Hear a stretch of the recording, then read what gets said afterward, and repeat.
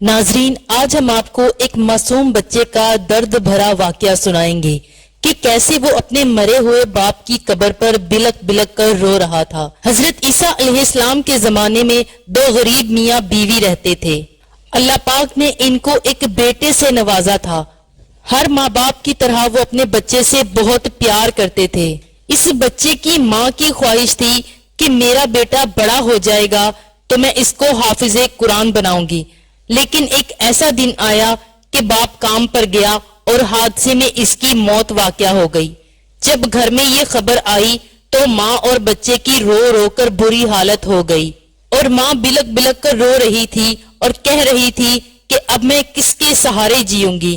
یا اللہ، میرا تو کوئی اور سہارا بھی نہیں ہے، میرے تو ماں باپ بھی اس دنیا سے چلے گئے، میرا تو ایک ہی سہارا تھا، وہ بھی آپ کے پاس چلا گیا۔ باپ کے کفن دفن کا انتظام کیا گیا، میرا بچہ اب کس کے سہارے جیے گا؟ ماں نے سوچا کہ اب اس بچے کو کھلانے پلانے کے لیے مجھے ہی مزدوری کرنا پڑے گی۔ اب وہ عورت کام کاج کرنے لگی، دن رات محنت کرتی، لوگوں کے گھروں میں کام کاج کرتی، مزدوری کرتی، رات کو کپڑے سلائی کیا کرتی تاکہ وہ اپنے بچے کو 2 وقت کا کھانا کھلا سکے۔ وقت گزرتا گیا اور بچہ 6 سال کا ہو گیا۔ اب ماں نے اس بچے کو ایک مدرسے میں داخل کروا دیا۔ بچے کے پھٹے پرانے کپڑے ہوتے تھے، لیکن وہ بچہ بہت زیادہ ذہین تھا اور 5 وقت کی نماز بھی ادا کرتا تھا۔ ایک دن ایسا ہوا، اس بچے کے کپڑے پھٹے ہوئے تھے، وہ مدرسے میں پڑھنے کے لیے گیا۔ باقی بچوں نے اس بچے کو دیکھ کر اتنا مذاق اڑایا، وہ بچہ روتا اور سسکتا ہوا اپنے گھر واپس آ گیا اور اپنی ماں کو سارا واقعہ بتایا۔ ماں اس کی باتیں سن کر تڑپنے لگی اور اللہ سے گڑ گڑا کر دعائیں مانگنے لگی۔ روتے روتے اس کی ماں کی آنکھ لگ گئی، وہ بچہ سیدھا اپنے باپ کی قبر پر پہنچ گیا۔ ناظرین، اس بچے کی یہ باتیں سن کر آپ کی آنکھوں میں بھی آنسو بھر آئیں گے۔ بچہ اپنے باپ کی قبر کے ساتھ لپٹ گیا اور کہنے لگا، ابو جان، میں 2 دن کا بھوکا ہوں۔ اس بچے کے باپ کے جانے کے بعد گھر میں کھانے کے لیے کچھ بھی نہیں تھا اور غربت نے ان کو جکڑ لیا تو یہ حال ہو گیا۔ ادھر سے حضرت عیسیٰ علیہ السلام کا گزر ہوا۔ وہ بچہ چیخ رہا تھا، زاروں قطار رو رہا تھا۔ 6 سال کا بچہ توتلے لہجے میں فریاد کر رہا تھا۔ تو جب حضرت عیسیٰ علیہ السلام نے بچے کے جڑے ہوئے ہاتھوں کو دیکھا، اس بچے کے سر پر ہاتھ رکھتے ہوئے حضرت عیسیٰ علیہ السلام نے فرمایا، اے بچے، اگر تو تھوڑی دیر کے لیے اپنے باپ سے ملنا چاہتا ہے تو میں تیرے باپ کو زندہ کر سکتا ہوں۔ بچے نے کہا، آپ کا مجھ پر احسان ہوگا۔ حضرت عیسیٰ علیہ السلام نے 2 رکعت نماز پڑھی۔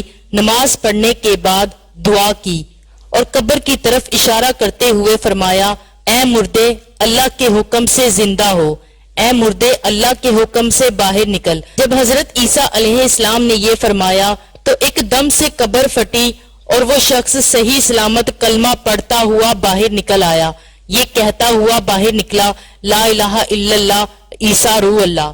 جیسے اپنے اوپر سے مٹی جھاڑتا ہوا باہر نکلا، اس کے چہرے پر نور ہی نور تھا۔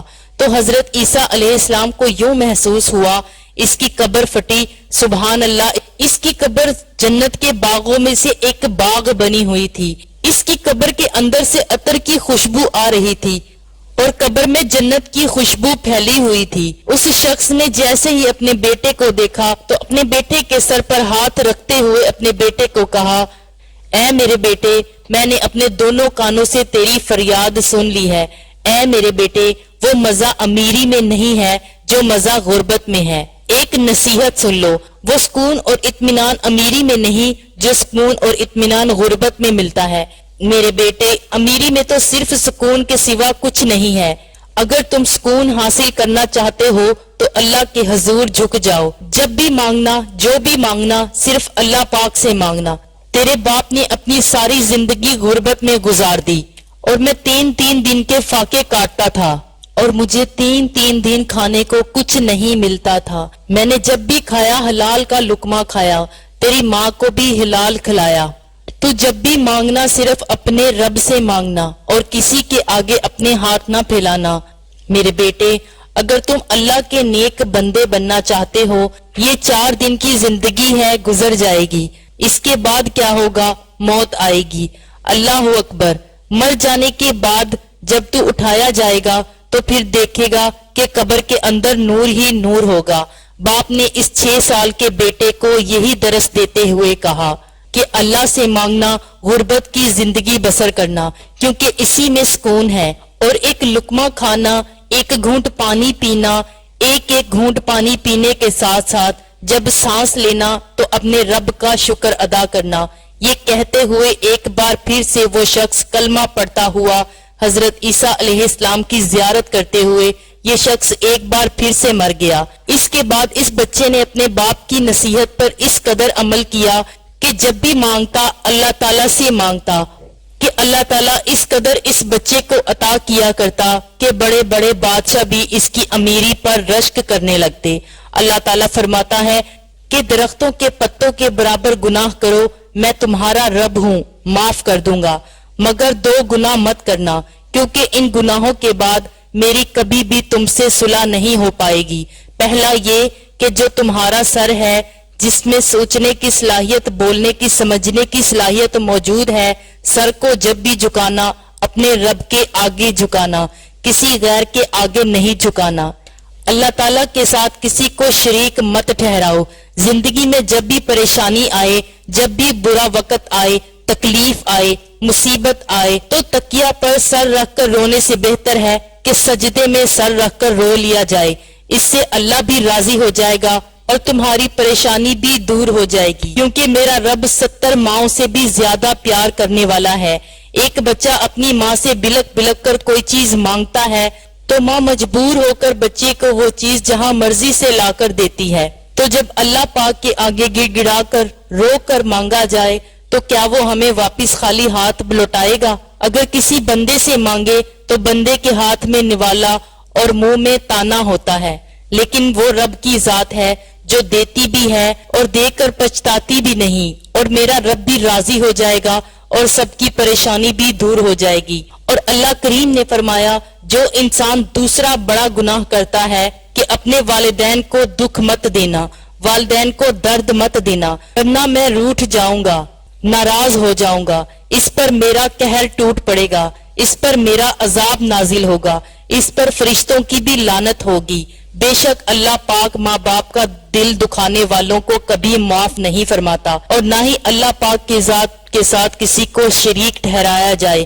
اللہ اس چیز کو بھی کبھی معاف نہیں فرمائے گا. اللہ پاک ہم سب کو بھی گناہوں سے بچنے اور نیک کام کرنے کی توفیق عطا فرمائے. آج ہمارے معاشرے میں کسی یتیم کی کوئی قدر نہیں. جو یتیم کی قدر نہیں کرتے اور ان کو یہ پتہ نہیں کہ جس کا ہم کلمہ پڑھتے ہیں وہ بھی یتیم تھے. اللہ تبارک و تعالیٰ نے ارشاد فرمایا، اے نبی آپ یتیم تھے، ہم نے آپ کو جگہ ٹھکانہ نہیں دیا، ہم نے آپ کو سرپرستی اور کفالت نہیں کی، اللہ نے کفالت کی. آگے جا کے کیا فرمایا، اے محبوب یتیم کو ڈانٹنا نہیں. یہ نصیحت کون کر رہا ہے؟ آسمان والا. اور کس کو کی جا رہی ہے؟ مدینے والے 2 جہان کے سردار کو اور محبوب کائنات کو.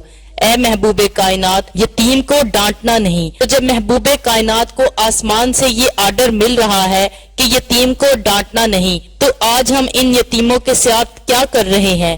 جس کا والد فوت ہو جاتا ہے تو علاقے میں، محلے میں نہ اس کی تعلیم کی فکر اور نہ ہی اس کی تربیت کی فکر، اور ایک غریبی کی زندگی گزار رہا ہوتا ہے جو کہ قابل ترس ہے. تو پیاری بہنوں اور بھائیوں، اللہ نے یتیم کی قدر کرنے کا حکم دیا ہے، بلکہ اللہ تعالیٰ فرماتے ہیں، اے محبوب کائنات جو قیامت کے دن کو جھٹلائیں گے ایسا شخص آپ نے دیکھا؟